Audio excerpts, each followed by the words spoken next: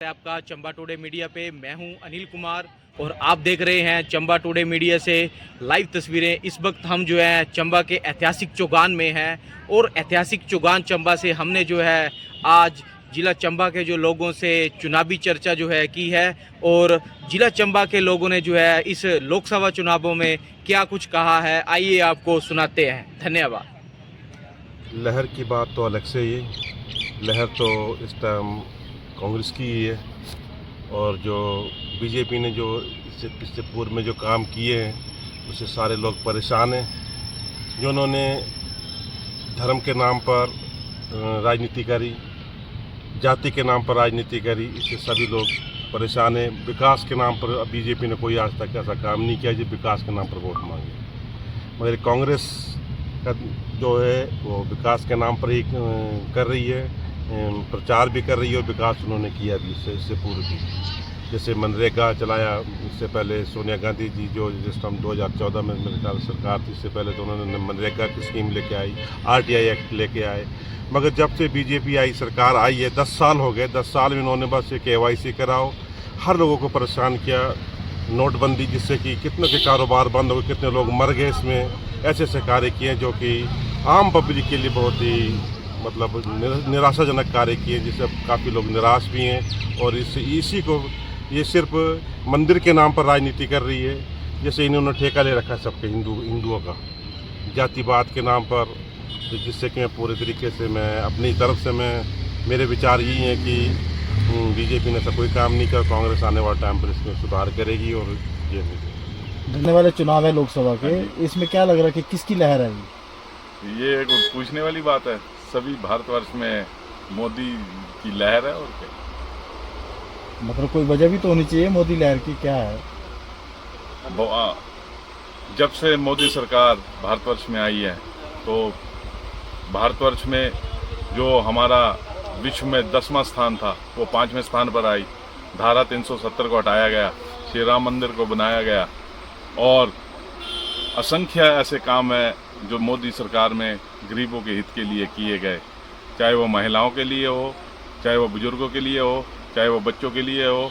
और हिमाचल के विकास में भी मोदी सरकार का बहुत ही योगदान है। जहाँ तक राजीव भारद्वाज जी का सवाल है तो वो हमेशा चंबा और कांगड़ा में यहीं के जन्म स्थान है और यहीं रहे हैं और एक छोटे से कार्यकर्ता से लेकर संगठन के विभिन्न पदों पर उन्होंने काम किया है और लगातार संपर्क में है हर व्यक्ति के। और उन बहुत ही सहज और बहुत ही मृदु भाषी हमारे राजीव भारद्वाज जी हैं और जो उनका काम करने का एक जज्बा है गरीबों के लिए वो बहुत ही सराहनीय है। उन्होंने अपने क्षेत्र में बहुत कार्य किया है। आनंद शर्मा जी के बारे में ना उनकी ये कर्मस्थली है और ना उनकी जन्मस्थली है। कांग्रेस के पास कोई कैंडिडेट ही नहीं था। आनंद फानंद में उन्होंने जो कैंडिडेट था, जो उम्मीदवार था, उसको भेज दिया। उसके लिए तो समय ही नहीं है कि वो कहीं जाए। और जब केंद्र में वो मंत्री रहे या उच्च पदों पे रहे पार्टी के, तब तो कांगड़ा और चंबा की उनको याद नहीं आई। और आज एकदम से यहाँ आके कह रहे कि भारत का नागरिक है, उस नाते वो कहीं से भी लड़ सकते हैं। ठीक है, लोगों ने अपना मत देना है, आने वाले 4 तारीख को पता लग जाएगा। मैं मत्स्य विभाग का गैर सरकारी सदस्य हिमाचल प्रदेश। क्या जो आने वाले जो सबसे पहले तो आपके चैनल का मैं धन्यवाद करता हूं कि जिन्होंने चंबा और चंबा कांगड़ा कंस्टिट्यूंसी और पूरे हिंदुस्तान के बारे में जो है अपने मत रखने का, विचार रखने का जो एक बीड़ा उठाया है। तो सबसे पहले तो मैं ये कहना चाहता हूं कि हमारे जो आदरणीय किशन कपूर जी थे, पिछली बार जो संसदीय क्षेत्र चंबा और कांगड़ा से थे, उन्होंने 5 साल में चंबा में एक बार भी पैर नहीं रखा। पैर तो रखा, पर वो रखा कहाँ, जब अपने ससुराल जाते थे वहाँ या कोई छोटी सी एक मीटिंग कर ली, 5 साल में एक बार मीटिंग की, उस पर ध्यान देते थे वो। आज ये कहते हैं कि आनंद शर्मा जी जो है बाहर के रहने वाले हैं, ये हिमाचल के रहने वाले नहीं है, पर इनको ये पता नहीं है कि आनंद शर्मा जी जो हैं हिमाचल के रहने वाले हैं, वो शिमला से बिलोंग करते हैं और आज जो है इतने बड़े उच्च पद पर बैठे हुए हैं वो। तो इसका मतलब उनमें कोई काबिलियत है, उसको देखते हुए लोगों का रुझान जो है आनंद शर्मा की तरफ ज़्यादा है।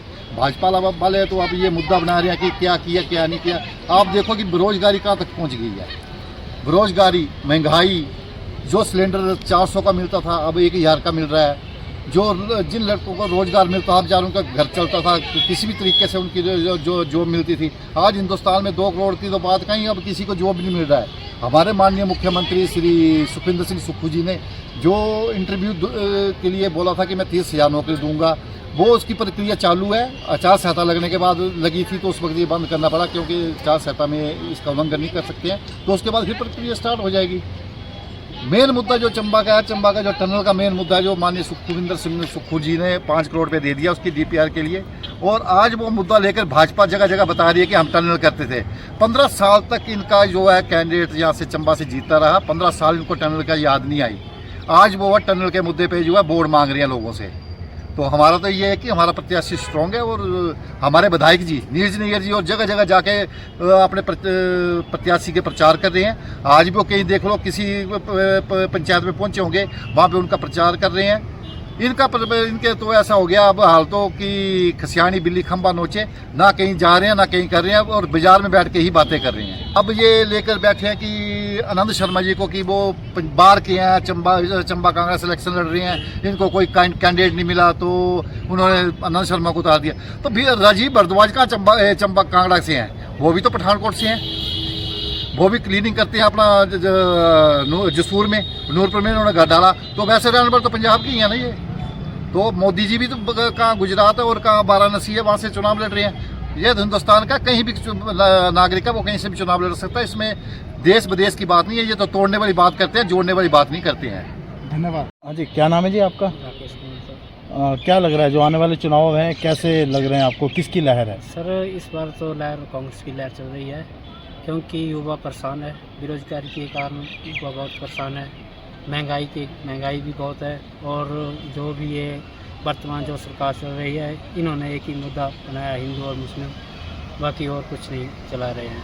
जैसे कि महंगाई का मुद्दा सारा से पहले जो सिलेंडर था मनमोहन की सरकार में, और जो भी हमारी सोनिया गांधी के समय में जो भी सिलेंडर था वो था 450 का था, आज तो वो सिलेंडर 1200 का हो गया है। और युवा परेशान है, जगह जगह जिन्होंने लड़के अपने पढ़ाए हैं, चाहे जो भी काम किया है, वो इधर उधर रोज़गार के लिए भटक रहे हैं, और ना काम ना धंधा कुछ नहीं चल रहा है। तो इसी से ऐसा लग रहा है कि कांग्रेस सरकार की लहर चल रही है, और आने वाले समय में कांग्रेस की सरकार आ रही है।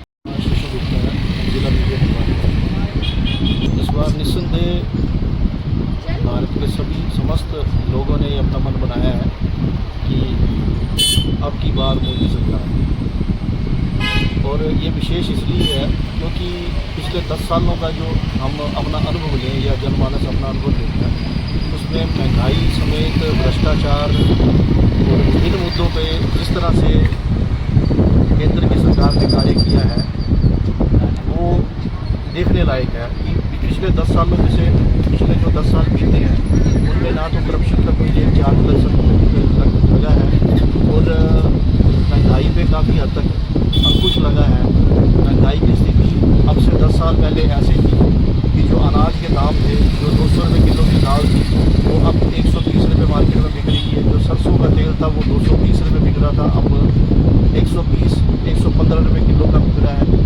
और इसी के साथ विभिन्न चीज़ों पर, जैसे कि 1100 रुपये का गैस का सिलेंडर था, वो मेरे ख्याल में अब 850 का हो चुका है।